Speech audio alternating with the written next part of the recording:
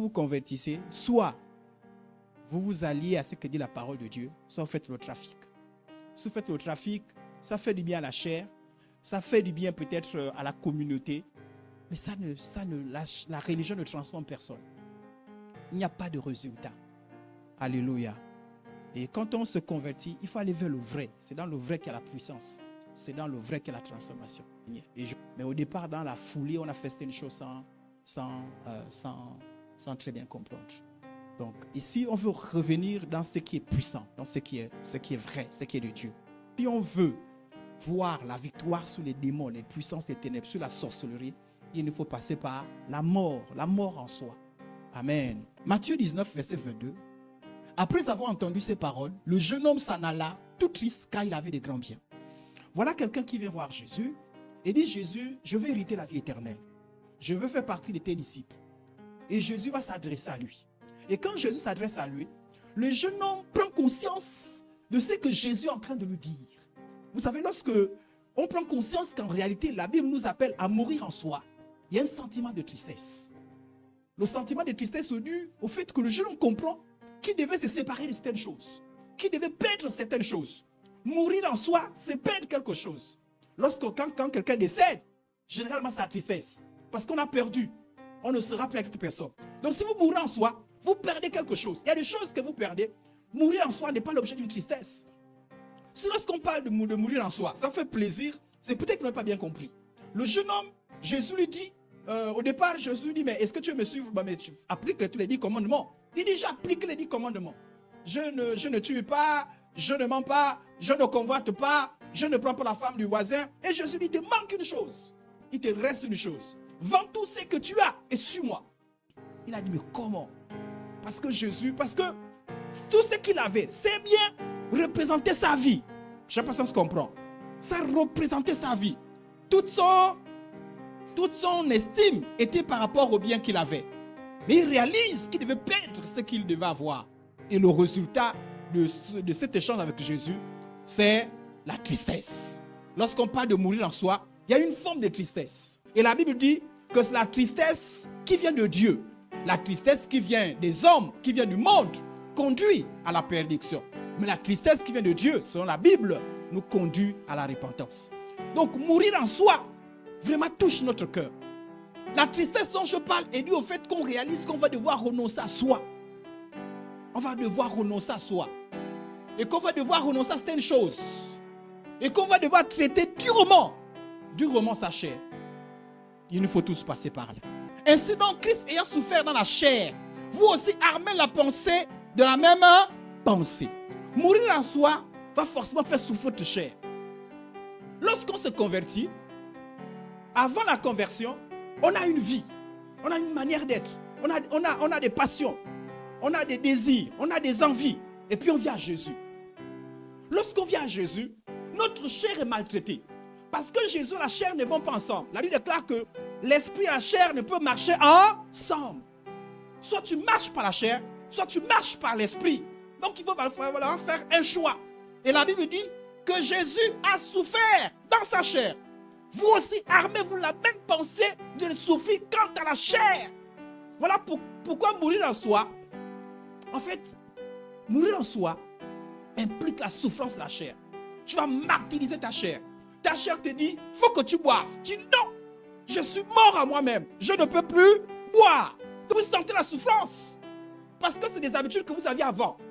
Maintenant, vous demandez de mourir en soi, mourir dans toutes ces choses. Tant que vous ne mourrez pas en vous-même, brisez les liens, vaincre la sorcellerie, vaincre les démons, c'est une utopie. Vous allez faire, c'est-à-dire vous allez vous poursuivre les uns les autres. Mais vous n'aurez jamais de vraie victoire. La vraie victoire commence par mourir en soi. Alléluia. Et quand on parle de mourir en soi, on parle de mourir à la chair. Et ça fait souffrir. Quelqu'un, par exemple, qui t'est habitué aux femmes. Tu viens à Jésus. Jésus te dit, sors de l'impudicité. Je te le dis.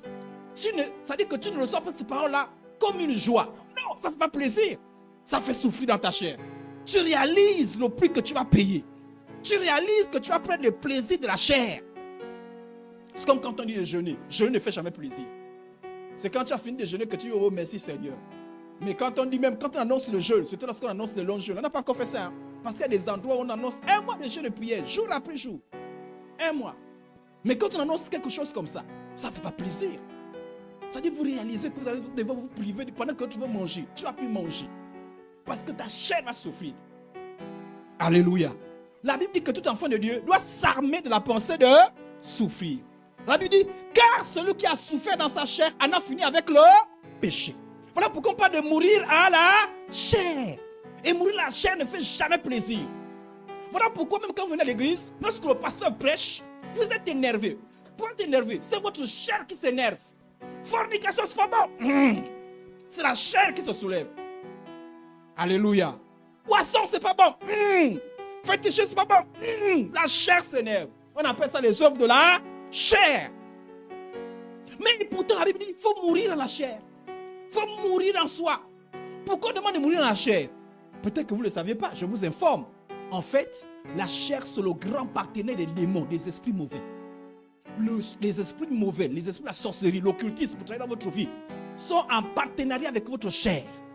Et Dieu sait, Dieu est conscient, Dieu est plus sage que nous. Dieu sait que tant que vous n'avez pas crucifié la chair, tant que vous n'êtes pas mort à la chair, en vous-même, vous n'aurez jamais de victoire.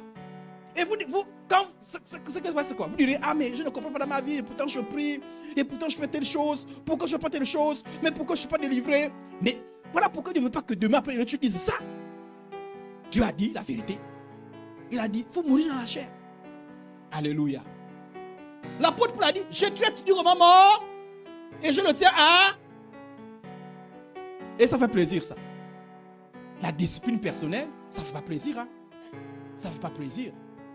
Moi, quand je me suis converti à 95, je ne sais plus quel âge j'avais, mais j'étais très jeune. Hein? Je ne pense pas que j'avais plus de 15 ans, je ne pense pas. Alors, mais quand je me suis converti, et que j'apprends que, avant ma conversion, je ne connaissais pas les femmes. Et je me convertis, on me dit que non. Fornication, stop.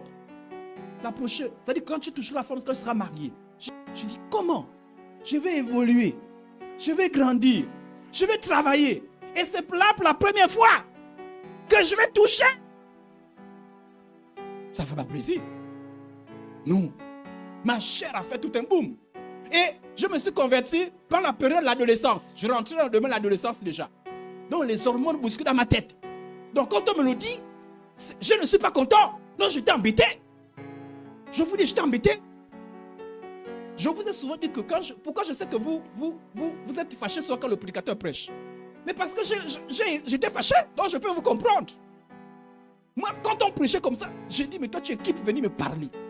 Je suis allé jusqu'au mariage sans toucher les femmes. Et la grâce fait que la seule femme que j'ai connue, c'est ma femme. Oui.